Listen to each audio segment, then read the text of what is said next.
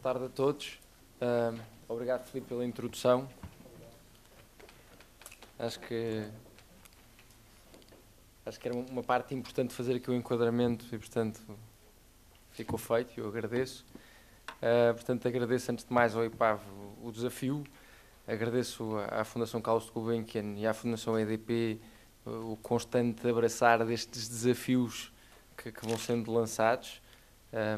E pronto. É um prazer estar aqui, é também uma caminhada que foi feita até aqui e é com muito orgulho que também vos mostro aquilo que pretendo que seja um projeto que possa ajudar a colocar Portugal no mapa internacional. Eu vou muito rapidamente referir o conceito de inovação e empreendedorismo social. Pode parecer um bocadinho tarde, mas eu penso que é um ponto importante para explicar aquilo que nós fazemos. O segundo ponto, vou muito rapidamente dar-vos alguns exemplos, muito breves, não mais do que isso, e também para vos explicar um bocadinho aquilo que são o tipo de iniciativas que nós procuramos. Vamos falar do MIES, em concreto, vamos falar da metodologia que está por trás do MIES, o ES+, e da sua história, e vamos falar dos objetivos do MIES, aquilo que pretende atingir e um bocadinho alguns milestones que eu penso que são importantes. Empreendedorismo social, eu penso que não é mais senão a tentativa de encontrar soluções para problemas importantes e negligenciados da nossa sociedade. Não pretende mais do que ser esta tentativa de montar estas iniciativas. E uma vez que estas iniciativas se prove que elas realmente criam valor em relação às iniciativas que já estão implementadas na sociedade, nós temos inovação social. E provavelmente esta é a primeira diferenciação que para nós é importante que seja feita.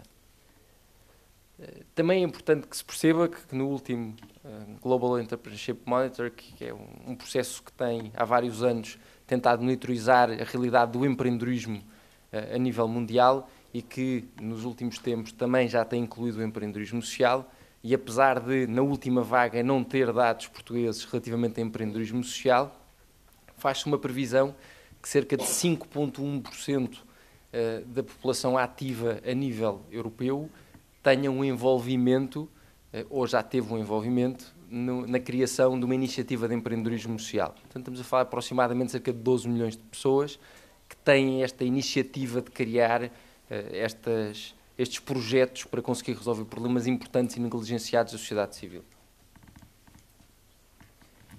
E eu penso que para nós o ponto central é que existe bom empreendedorismo social em Portugal, muito bom empreendedorismo social em Portugal, e que nós queremos não só dar visibilidade, como eu penso que praticamente fazer aqui um bocadinho o leverage deste mercado.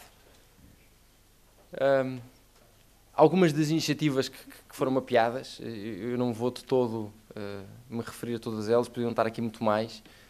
Acho que para mim o ponto central, e posso falar de duas, e talvez respondendo ao Zé Maria que colocava a questão há bocado, posso eventualmente falar de duas e não vou de todo fazê-lo com o receio de excluir alguns, inclusivamente dos presentes, mas vou-vos dar dois exemplos.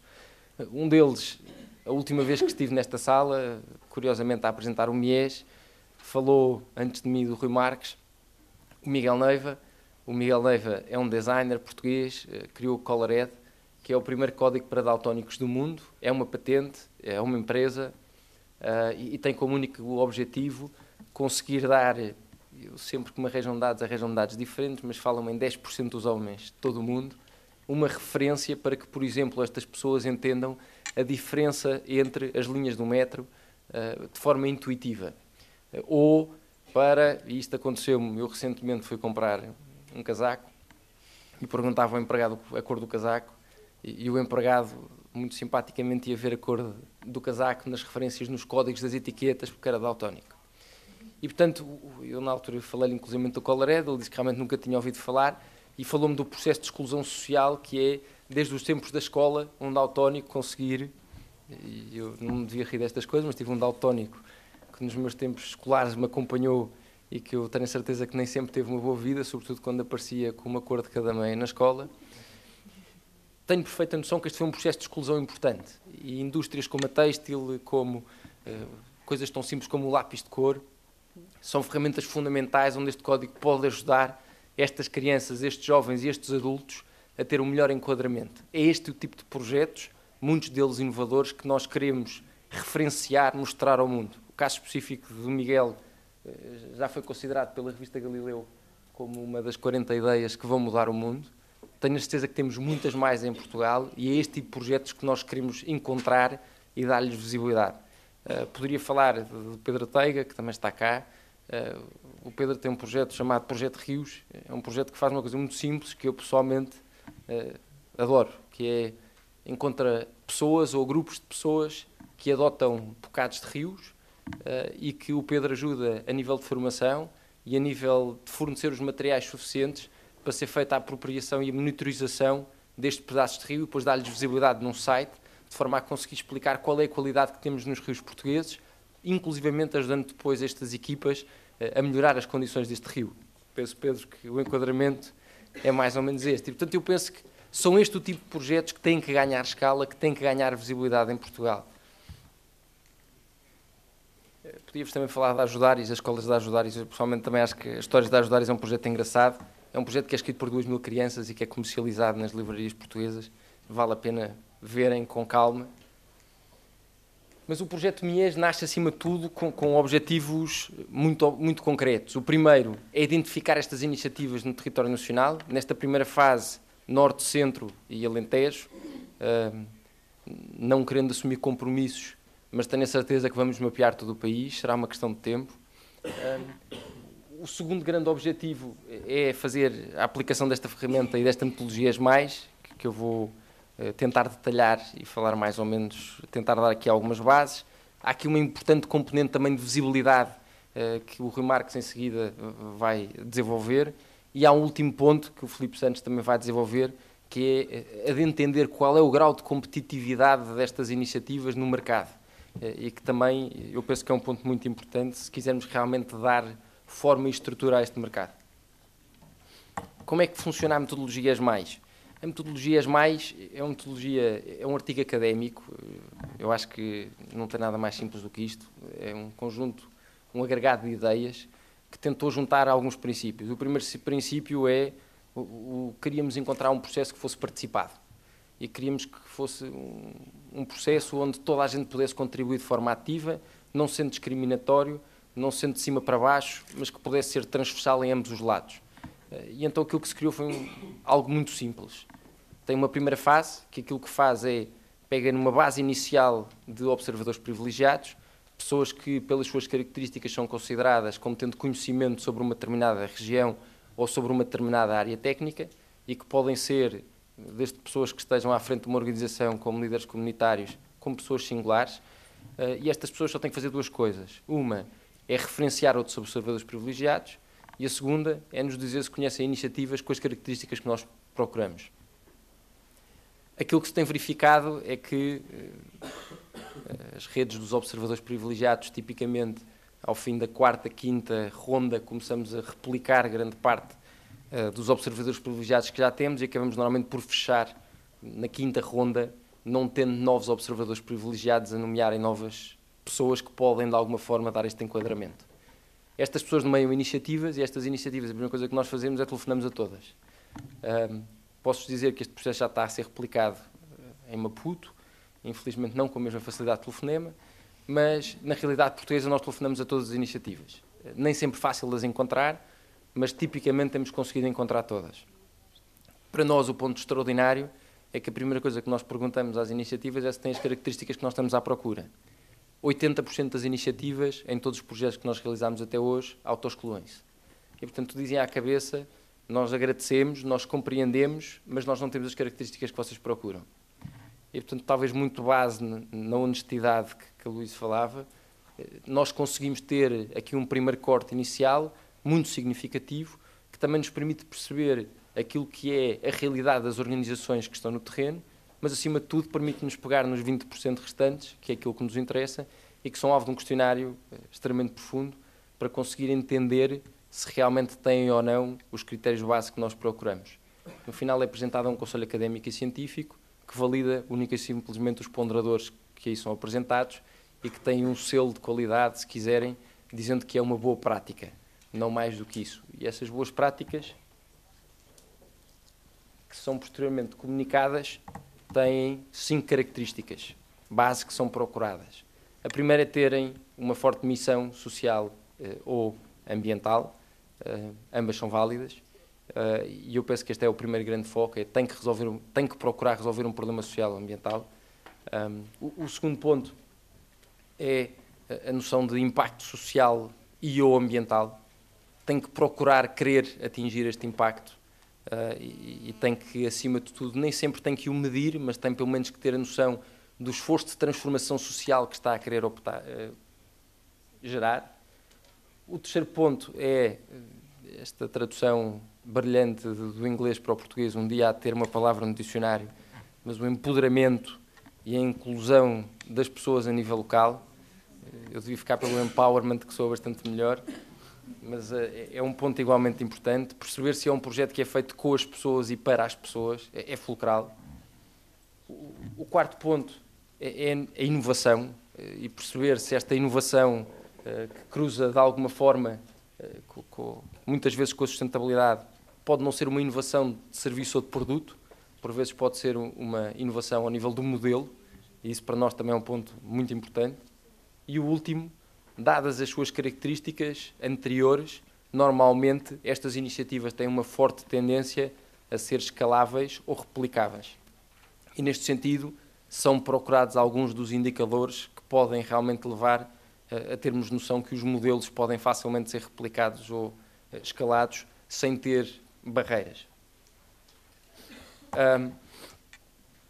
Este projeto ou esta metodologia tem uma história que eu pessoalmente me vou focar na parte mais da operação, a parte da credibilidade vou tentar saltar.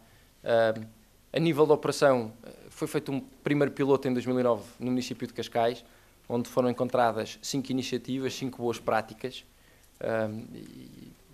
Parece que já foi há algum tempo, mas foi acima de tudo o primeiro grande passo. Tentou-se testar a metodologia num ambiente diferente. Nesta segunda base, e curiosamente com a Fundação EDP, tentámos em 6 municípios do distrito de Vila Real identificar boas práticas locais. Por curiosidade, identificámos outras 5. Em 2011, mapeámos o município do Porto. O município do Porto, onde agradavelmente descobrimos 29 outras iniciativas. E tentou-se também utilizar esta mesma metodologia com algumas variações. A primeira foi utilizá-la em redes. A rede do programa Escolhas foi a primeira rede onde foi testado este processo. Neste momento está também a ser testado, já com maior grau de eficácia, na Cruz Vermelha Portuguesa. E estamos neste momento também a tentar fazer a primeira réplica internacional a nível desta metodologia na cidade de Maputo, em 3 regiões com 3 características diferentes, com o apoio da Fundação Carlos Gulbenkian, numa zona rural, mista e urbana, para tentar realmente perceber a adaptabilidade da própria metodologia à realidade local. O projeto está neste momento numa fase de pré-execução. Se quiserem, estamos numa fase de piloto. O kick-off oficial é dado hoje. É um projeto que deve durar até sensivelmente meio de 2014. Teremos, acima de tudo, investigadores no terreno que vão tentar fazer a aplicação desta metodologia, conhecer as histórias, trazer as histórias também para uma plataforma onde estes dados serão partilhados. Um dos grandes objetivos e um dos grandes outputs é partilhar os dados, não só as histórias, mas também os dados com o mundo académico, fornecer dados para que possa haver mais investigação aberta sobre todos estes processos. É um passo fulcral para que realmente isto consiga dar um salto a nível também de legitimidade.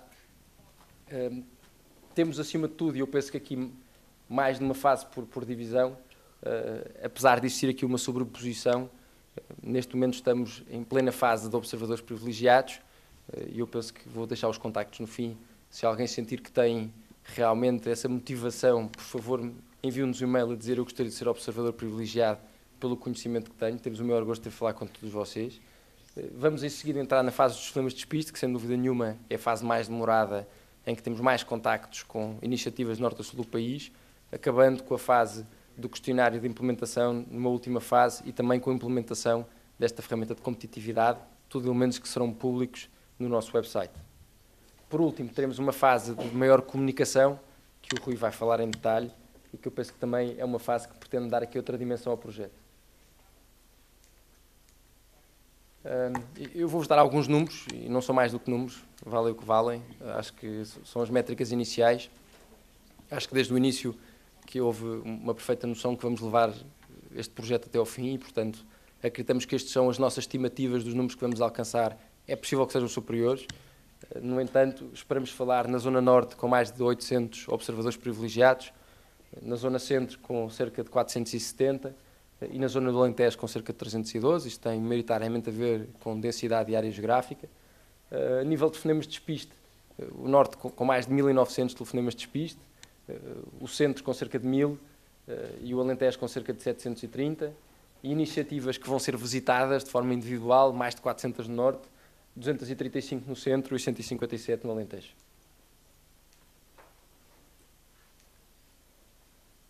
A nível de resultados já realizados, neste momento, a nível de OPs, estamos cerca com 350 no Norte, 25 na Zona Centro e 92 no Alentejo, telefonemas de despiste, cerca de 472, no Norte, 20 na Zona Centro e 18 no Alentejo, e a nível de iniciativas, mais de 100 visitadas no Norte, 6 na Zona Centro e 3 no Alentejo, e portanto será com certeza um processo que ainda tem muito esforço pela frente, mas que acreditamos que será muito profícuo. O ponto que nós acreditamos que é aquilo que acreditamos que este projeto pode alcançar, e que para nós é o grande objetivo, é acima de tudo acreditar que é possível contribuir para o crescimento e para a afirmação desta área do empreendedorismo e inovação social, que Portugal tem talento, Portugal tem muito talento, tem projetos absolutamente fantásticos, tem muito conhecimento de terreno, tem potencial de réplica e acreditamos que é possível, com as ferramentas certas, dar a visibilidade que muitos destes projetos precisam. Deixa-me acabar apenas com uma breve nota. Em setembro último tive o prazer de visitar a Casa Branca e uma das perguntas que fazia, estava a visitar o Social Innovation Fund e perguntei como é que isto se começa, ou seja, vocês têm aqui um projeto e um processo de financiamento de iniciativas fantástico, têm recursos, qual é o início da cadeia de valor? E a resposta que me foi dada foi, na vossa escala, têm que encontrar a forma de identificar as iniciativas a nível comunitário que são inovadoras e que funcionam e depois ajudam-nas a crescer e a financiá-las. E, portanto, quando eu inclusivamente tentei perceber qual era o processo que eles utilizavam para conseguir fazê-lo, percebi que, por simplesmente, perguntavam à população, num concurso aberto, que lhes identificassem as melhores iniciativas. E, portanto, tive o prazer de explicar que temos uma metodologia para o fazer, que somos pioneiros no processo de o fazer com um processo académico, que acreditamos que pode ser extremamente interessante para outros países aprenderem com esta metodologia e com esta implementação e que acreditamos que vamos monitorizar este país e que vamos encontrar projetos extraordinários. E, portanto, este é o kick-off que eu gostaria de dar e com isto passar ao Rui Marques, que vos vai falar dos passos da comunicação e como é que realmente pretendemos potenciar através da comunicação este projeto.